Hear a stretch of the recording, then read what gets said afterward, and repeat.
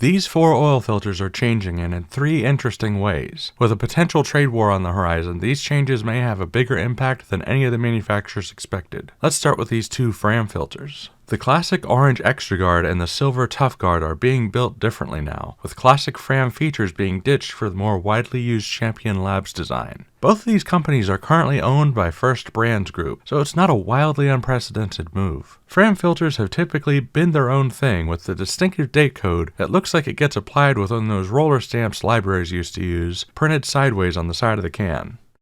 Champion Labs filters tend to get a dot matrix date code printed on the top of the dome, typically in yellow, and there are a lot of private label filters made by them. For years, many parts enthusiasts have criticized the use of fiber end caps by Fram and the E-core used by Champ Labs.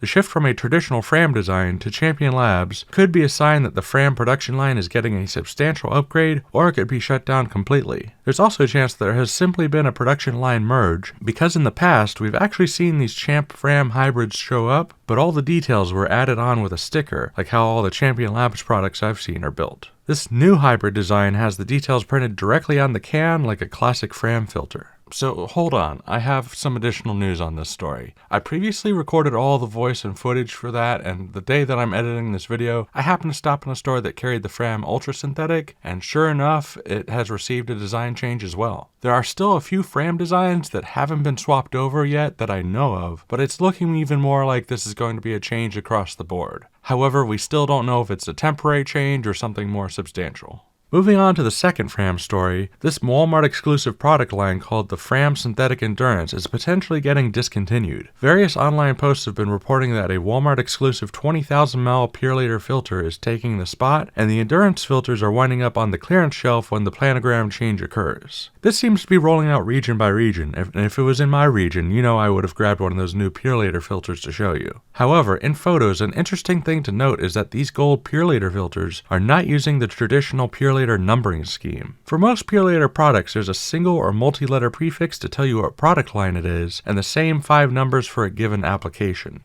Some aftermarket brands will use the Purolator numbering system too, but usually using the last 4 digits instead of the full 5. These new gold 20K filters are using the Fram numbering system. I suspect this may have been a request by Wal-Mart, who may want a universal numbering system for their filter shelves to make things easier on the customer.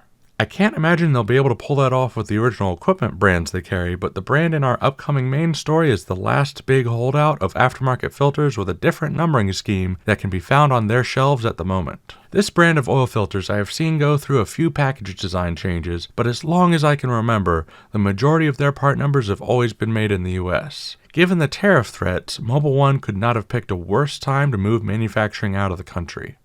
New Mobil 1 oil filters have recently been showing up to various retailers made in Vietnam and South Korea instead of the US, the previous country of origin for most of the part numbers. Given how long manufacturing transitions go, this isn't something they decided to do last week. The manufacturing contract for this shift could have been signed over a year ago, there's no way of knowing, but the timing couldn't have been worse. To clarify though, it's not like ExxonMobil shut down an oil filter manufacturing facility in the US and opened a new pair overseas. Their involvement could be as minimal as just getting paid a licensing fee to allow someone to use the Mobil 1 name on a product that meets some sort of quality demands. This is of course subject to change at any time, but on their website it says Highline Warren LLC is the warranty provider, which may mean they're the ones that will have to figure out the new pricing situation if and when the tariffs hit.